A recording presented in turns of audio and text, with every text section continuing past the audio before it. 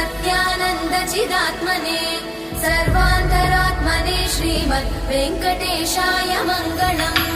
स्वतः सर्वविदे सर्वशक्तये सर्वशेषिणे सुलभाय सुशीलाय वेङ्कटेशाय मङ्गलम्। परस्मै ब्रह्मणे पूर्णकामाय परमात्मने प्रयुञ्जे परतत्त्वाय वेङ्कटेशाय मङ्गलम्।